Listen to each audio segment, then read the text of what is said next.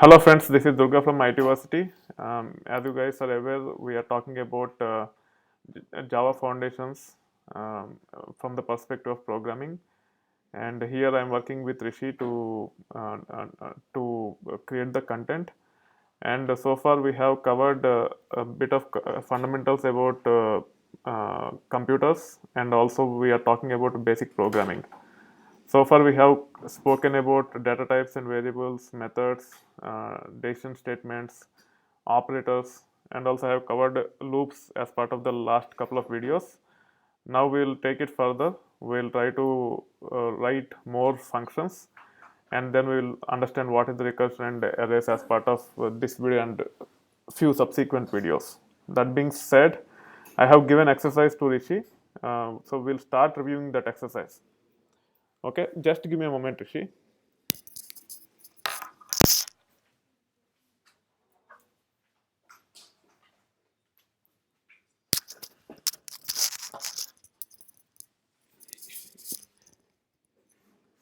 Yeah, Rishi, you can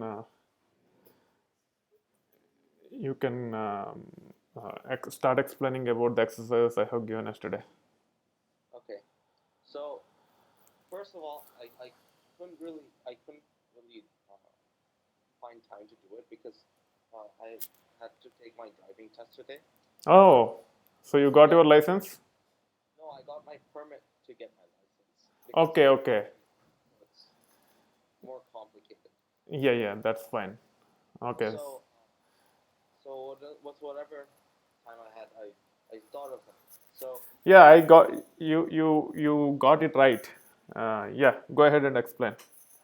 So for this first problem, uh, I thought of the n times n plus one over two rule. Mm-hmm. Uh, and that was the formula I wanted to use. But then I couldn't think of the proper way of writing it, so I just put it as a comment and then uh, wanted to ask you for help on how to write it. Yeah, sure. So we will start with that. And anyway, so you will be on road very soon behind the wheel. I hope you are excited with that. Excited, sure, but I mean, lots of practice, lots of work. Yeah, sure. So you got the formula right, but if you think about it, this n into or n times n plus 1 divided by 2 is primarily from when you give the number of integers. N represent number of integers. Okay, so if it is 1 to 100, you can just say 100 into 100 plus 1 divided by 2, which is 100 multiplied by 101 by 2, which is 50,500, sorry, I think 10,100 divided by 2, which will be 50, right? But we are giving lower bound and upper bound as parameters. So the formula directly will not work. Okay. Exactly. That's the point. That's the place that's confused me. Yeah. So the way you need to write it, let me take the control, is so if you want to get uh, sum from 5 to 100, okay, what you are supposed to do, you have to get, so the problem statement is, let's say lower bound is 5 and upper bound is 100, so we need to get sum of integers between 5 to 100.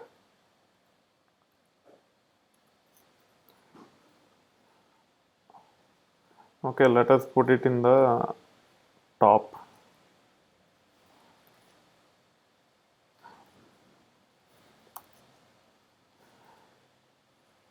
Okay, now if you want to get sum of integers between 5 to 100, you have to get sum of integers between 1 to 5, and then sum of